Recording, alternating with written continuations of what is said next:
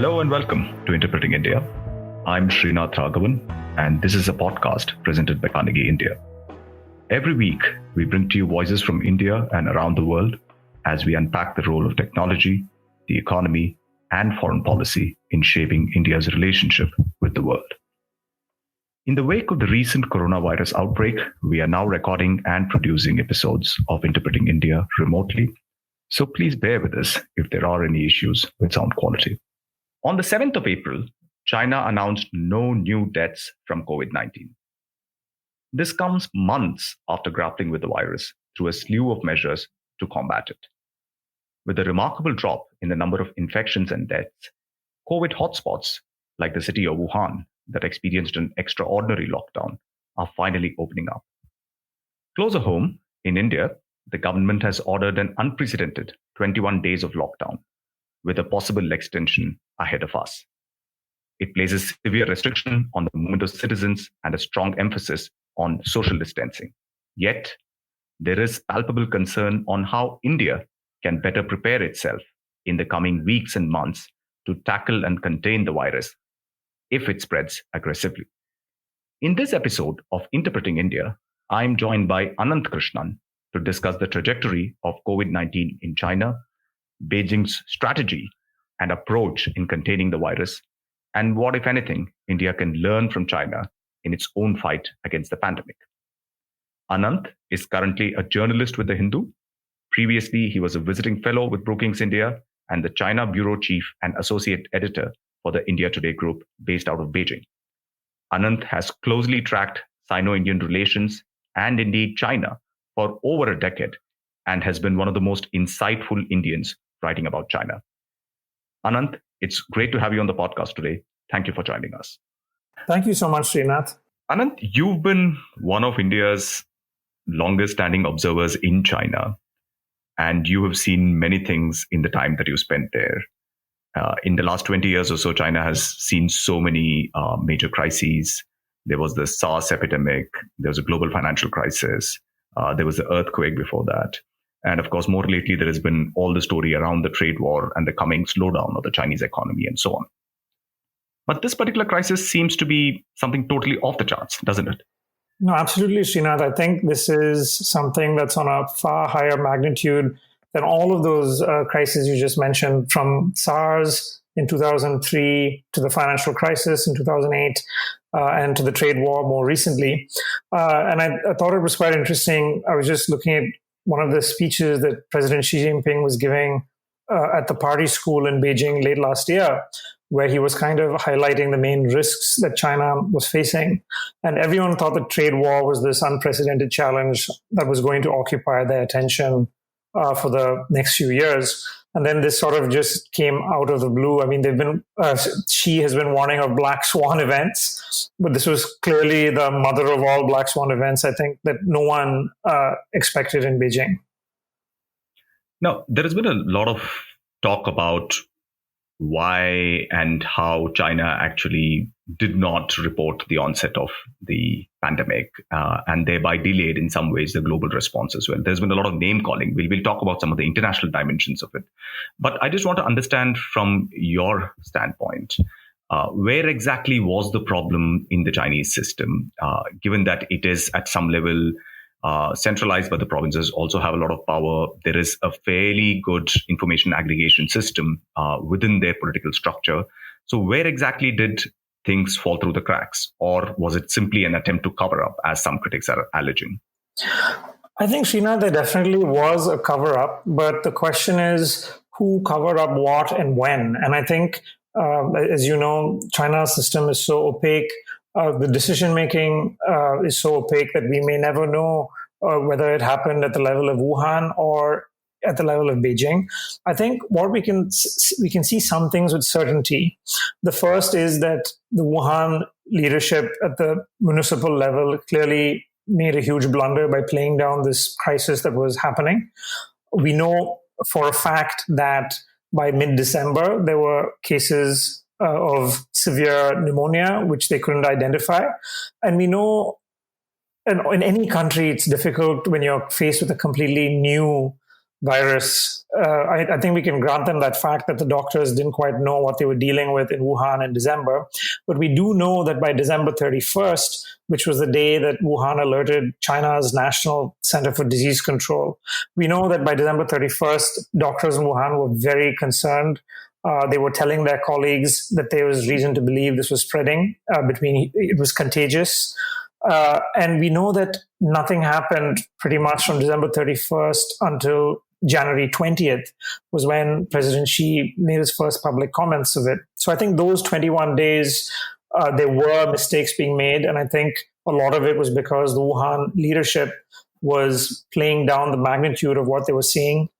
One reason I've seen, which I find plausible, is that it just happened that Wuhan's annual party congress was from January 11th to January 16th. And during this entire week, they announced 0 cases, which was completely contrary to what doctors were seeing. And doctors knew they were lying. So we know mistakes were made at the level of Wuhan. But then I think there are 2 sides to China's response. There's what happened from December 31st to January 20th, and then what happened after that, which is when you saw that they handled things fairly effectively from the national level.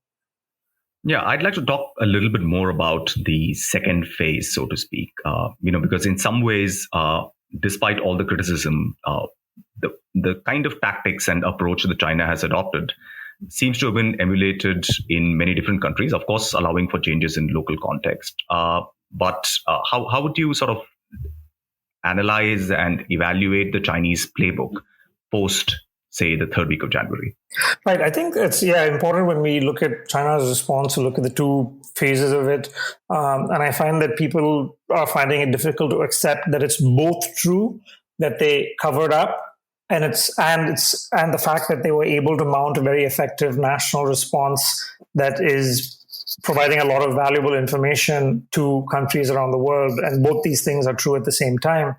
And if you look at the national response, I think obviously the big shock was the locking down of Wuhan and Hubei on January 23rd. I happened to be in Beijing on a holiday. January 11th was when I got there because we had no idea that all this was happening. So on January 20th, I was in Beijing when President Xi's comments were made to the public, and you had China's leading epidemiologist, Zhong Nanshan, who came to state media and said, listen, this is a big deal. We know that it's contagious. And pretty much overnight, there was such a change in Beijing that January 21st onwards, the streets were empty. It kind of helped that it was the middle of the Chinese New Year holiday. So, but the discipline with which people went about their daily lives once they were aware of what was happening was plain for me to see. Everyone was wearing masks. They were following social distancing. The streets were pretty much all empty. And this was only because of the fact that it was highlighted pretty much at every level of the government. This is a huge, serious issue. And we have to, we're in it together. And I think China is now emerging. It's been 2 months of a lockdown. And my sense was that, broadly speaking, the restrictions were really severe on people's lives. But my sense was people were understanding of it because they knew that they were facing something so extraordinary. And the lockdown obviously had severe implications for China, as Wuhan is in the industrial heartland of the country. And Chinese New Year is the time when there is a lot of movement as workers go back to their homes. How was this managed? I'm particularly interested in the context of what is happening in India with the migrant workers during the lockdown.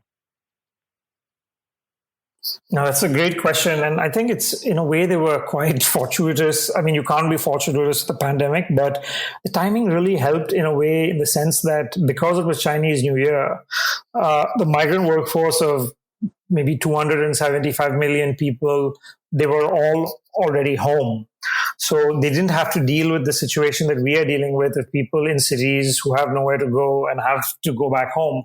So what China did was they realized that they couldn't have this huge mass of people come back to work. So the first thing they did was announce that the annual New Year holiday would be extended by 2 weeks. So people would just be fine where they were at home.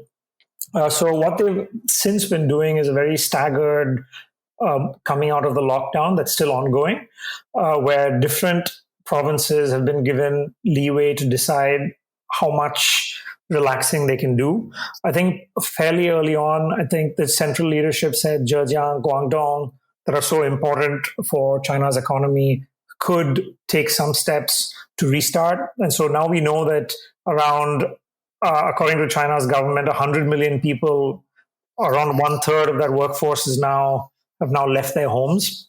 I was speaking to a couple of people that I know who have factories in South China.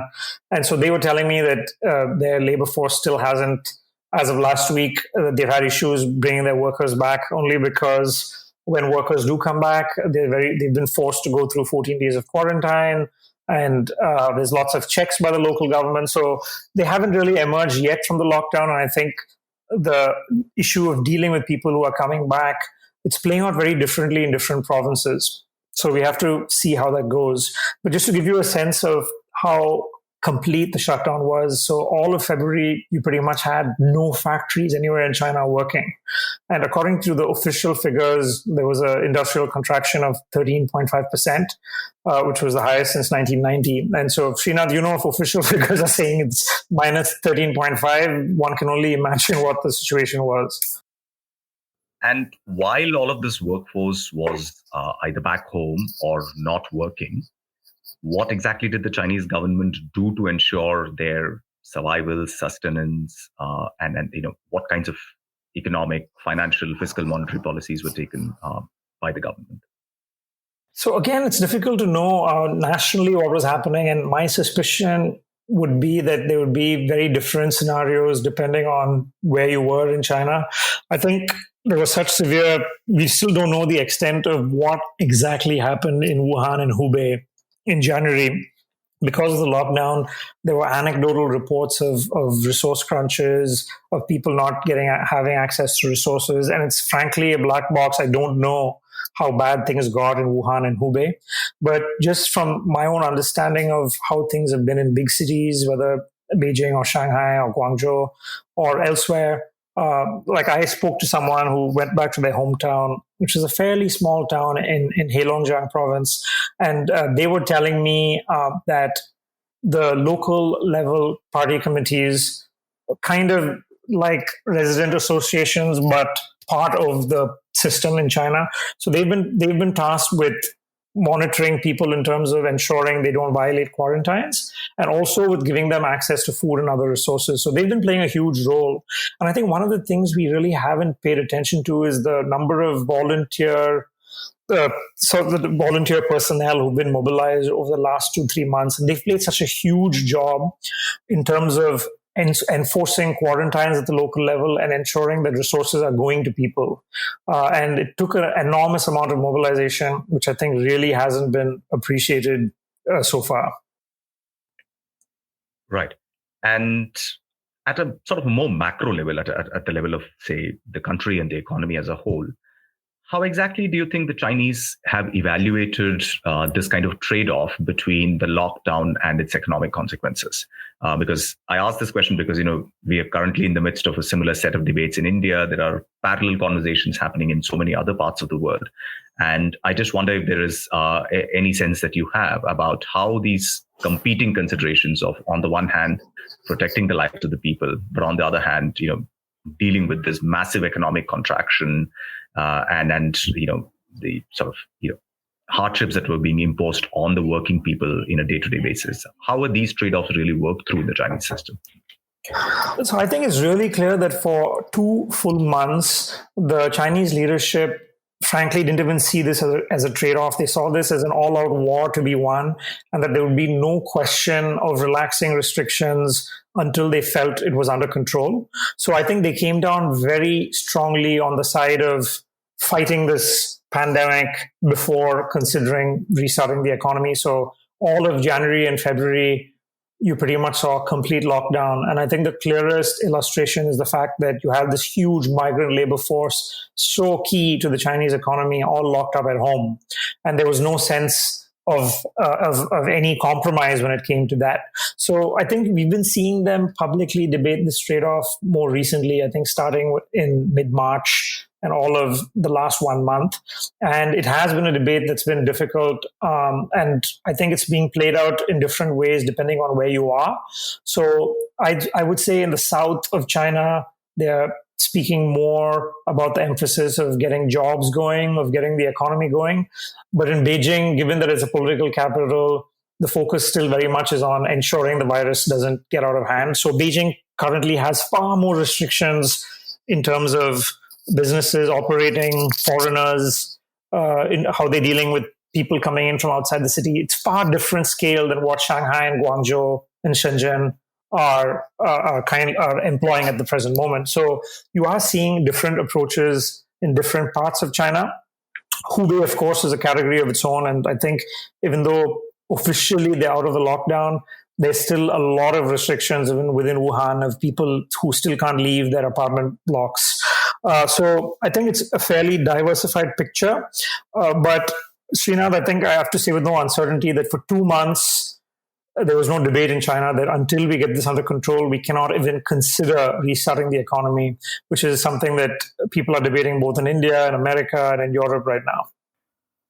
Okay. Other thing that I wanted to ask you was about how China mobilized its public infrastructure in order to deal with, this particular pandemic.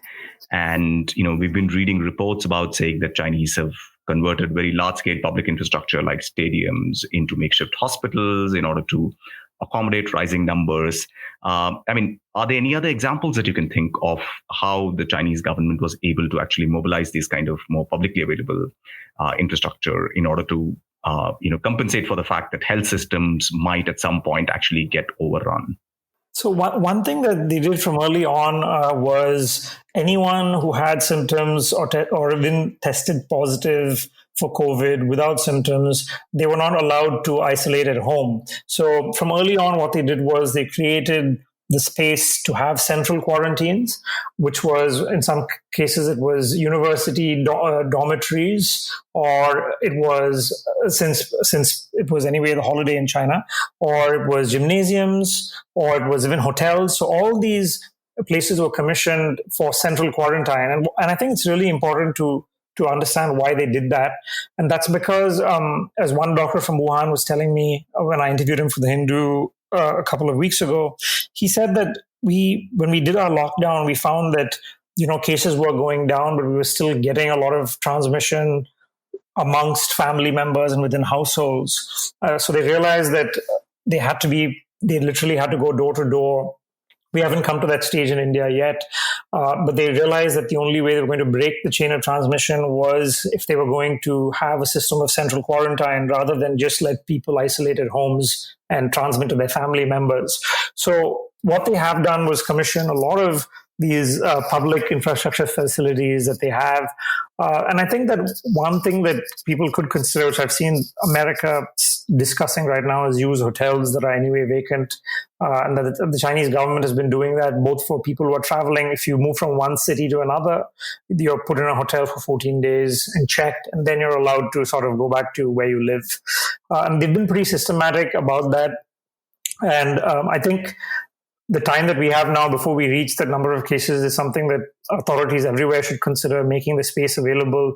And so what they did was they made a very clear distinction between people who are asymptomatic and mild and those that were severe and critical.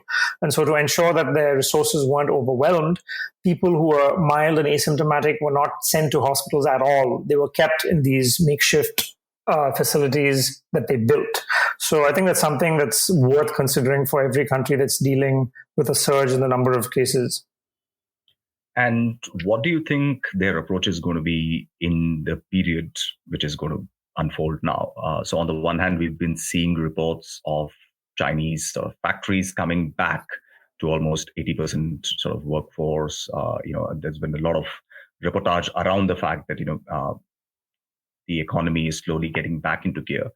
But the crisis is clearly a big challenge still for the Chinese economy because, even for such an export-driven economy, even if you end up producing, where are you going to ship it? Who's going to be importing at this point of time? So in a sense, China's globalization, which was China's greatest strength, might, in this context, at least in the short term, turn out to be something of a problem. The second related thing which struck me was, what are the kinds of instruments that the Chinese government has to wield in the absence of external demand, which, export-led growth, which has been their main model. Because the one thing that we had been reading about quite a bit over the last couple of years is that, the old Chinese model of, financing more and more infrastructure construction, etc., has run its course, and that the Chinese banking system is kind of, not looking in very good shape, and that the government really wants to wean back from that. But in the absence of an external sector which China can service, doesn't it look like some of these tried and tested methods might well be the ones that the Chinese government will have to deploy yet again? Right. So I think for your first question, the focus is still very much on keeping the numbers down. And we've had a lot of Chinese public health experts coming out and saying publicly, this is not over. Please don't think the battle is over. Ironically, Srinath, China's state media have been framing this in many ways as a victory for China. But on the other hand, you also have public health experts telling people, do not get complacent. This can come back, especially because people are resuming work. And I think the immediate focus right now is on what they're calling imported cases of people who are coming in from foreign countries and bringing cases in, which is the bulk of reported cases in China right now. So on the one hand, the focus very much right now is on people coming into China and ensuring that the numbers are managed.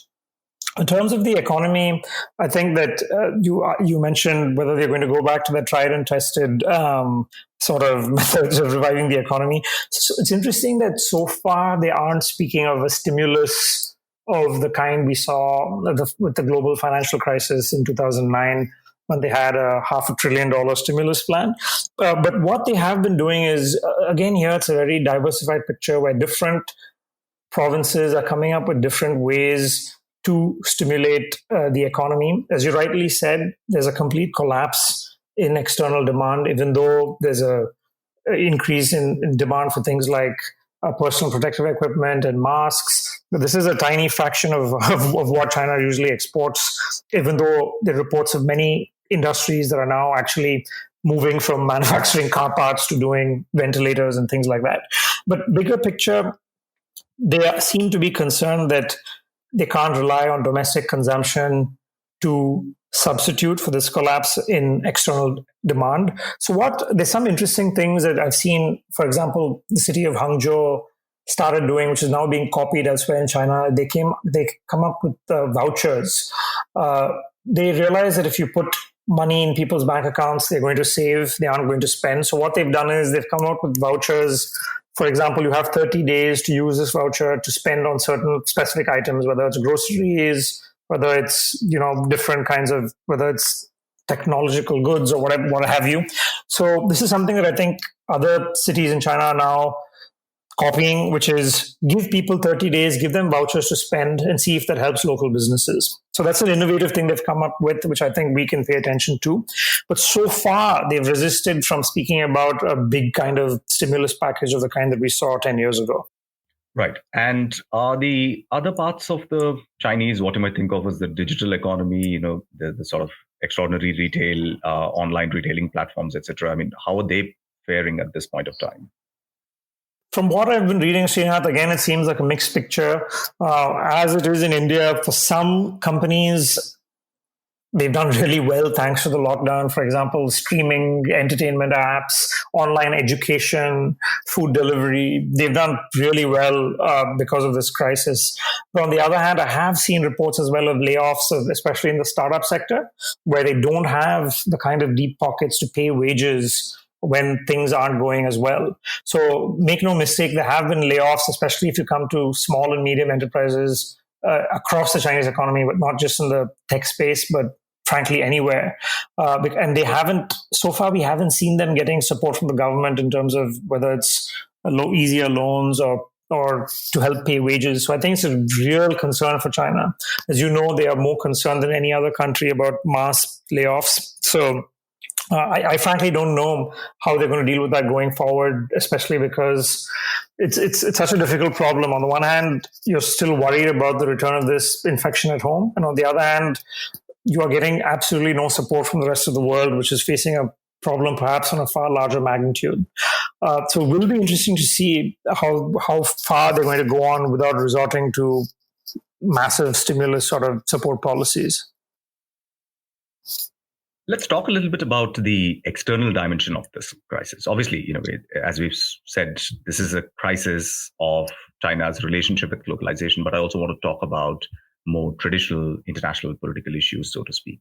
So one of the things that we've seen is an attempt, at least by some parts of the Chinese media, etc., to suggest somehow that China has done so much better than the other great power, the United States, in terms of the way that it's dealt with the crisis, and that in some ways that kind of redounds to China's advantage at this point of time. Now, leaving the rhetoric and propaganda aside, I think it's also safe to say that China has been sending equipment to other countries like masks, PPEs, ventilators. Uh, how do you think all of this together, the crisis as a whole, is likely to play out for China's external standing in the rest of the world? I think if you just look at, for example, as India as an example, I think there's no question that China's image has taken a huge hit just by virtue of the fact of where this pandemic came from, by virtue of the fact that there seems to be a lot of awareness all over the world, that they were slow to react, that they were critical of people stopping flights and imposing travel restrictions, which is what they're doing right now. So there's no question that the image has taken a huge hit, and I think there's no getting away from that. I think, frankly, that's a huge, huge problem for China to deal with. And I don't think the propaganda has helped. I think it's been the focus at home has been to sort of highlight how well China is doing and how badly the rest of the world is doing. And it's been very successful propaganda at home. And I won't underestimate how effective it's been, only because, even on my WeChat feeds, which is a very unscientific public opinion indicator, even people who are, I would say are progressive, who've lived overseas, who've traveled overseas, I've seen so much of this kind of sentiment that, serves these countries right for taking pleasure in how badly we were hit in January. And I've seen that kind of triumphalism, which is frankly a bit unsettling to see. But beyond that, I think that, again, I would expect to see a diversified sort of picture where some countries, if you look at our own neighborhood, I'm sure the Chinese support of whether it's ventilators or PPEs or other kind of financial support would probably be welcomed, I'm sure, whether it's in Nepal or Bangladesh or Pakistan or elsewhere. They have been donating to India as well. Last week, I think there were 170,000 PPE coveralls came in from China to India. Whether or not this is going to undo some of the huge damage that the reputation has taken, I do not know, only because I still think there is a sentiment in many parts of the world that, well, you've started this fire, so we can't really give you credit for dousing it. I think that's a sentiment that you would expect to see in many parts of the world. But as long as, I think it also hinges on how the rest of the world emerges out of this. And if you're going to see this prolonged state where countries in the West are struggling to get this under control and China emerges out of it faster, I'm sure you will see a lot of the kind of spin from China saying that this vindicates their model. And that's something that you're going to hear for a long time to come from Beijing. And what do you think the impact of COVID is likely to be on the state of India-China relations? I mean, after all, there's something called the Wuhan spirit. Right. I don't know what's going to happen to the phrase Wuhan spirit going forward. But I mean, it's interesting to see that India and China have been cooperating, and India has been keeping the phone lines open. I think you've had exchanges at various levels, including External Affairs Minister Jaishankar and Wang Yi. The Chinese have said they've already announced the donation of 170,000 overalls. More are coming from what I've read in the news.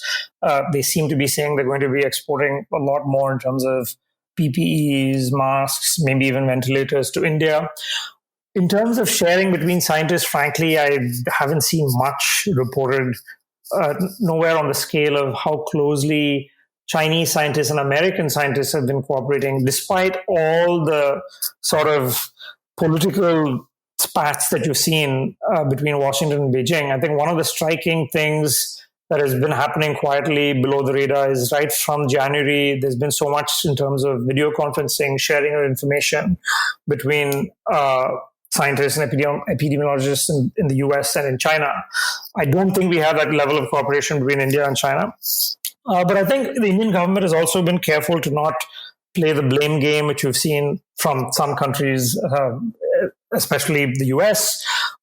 Publicly, I think everything that India has been saying is, well, my sense is this isn't the time to affix blame on any particular country, even though Prime Minister Modi at the G20 virtual summit did make a pointed statement about the WHO needing to adapt to deal with present day challenges. That's as far as we've said in terms of being critical about the handling of the crisis. So I think India is approaching this as something that they can work together with China with, even if the public sentiment in India, I think, is completely different, is on a different page.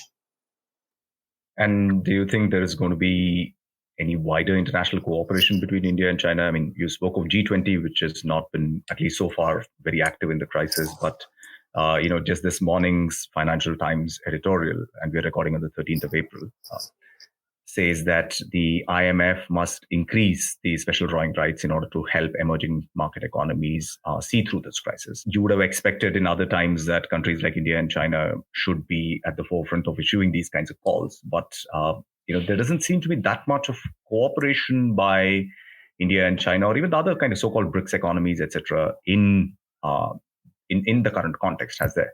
There hasn't, but I would think it is understandable only because, everyone is so much occupied with their own national crisis at the moment. And it's quite striking that rather than global cooperation, in many ways, it's the opposite, where there's this scramble for very limited resources that are available. Every country is trying to do what it can to ensure that it has access to supplies. I think, frankly, that's one big reason why we are engaging with China and keeping channels open, because at the end of the day, we know that it's very possible that we are going to be needing equipment of various kinds from China. There was an interesting story yesterday saying that one of the shipments that my home state, Tamil Nadu, was expecting from China got diverted to the United States, which in a snapshot kind of gives you a sense of how global cooperation is unfolding, where it's frankly each one for himself. And I guess in some ways it's unavoidable because it's such an unprecedented challenge that countries are dealing with. Their focus has to be first and foremost at home. So in that sense, I think that it's unavoidable, but I take your point. You would think that there was so much more that they could be doing to coordinate, especially when something like this can't be dealt with on a national level, because even if China emerges out of this crisis, at some point of time, they're going to have to open their borders. They've banned foreign travel completely, but when they want to restart the economy, they're going to need investors to come back. They can't get investors to come back unless the rest of the world emerges from this crisis as well. So even though everyone is kind of each man for himself, at the end of the day, we aren't going to get out of this without a more coordinated approach. And I'm sure you're waiting for the Chinese airspace to open up as well so that you can get back to your reporting. Absolutely, though I don't know when that's going to happen, but definitely I'm one of those waiting for that to happen. Ananth, thank you so much for joining us today. It's been great chatting to you about this. Thank you so much, Srinath. It's been a real pleasure.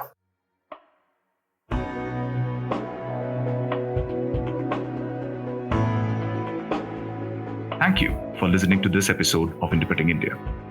Stay safe and don't forget to wash your hands. For more information about the podcast and the production team, you can follow us on social media and visit our webpage.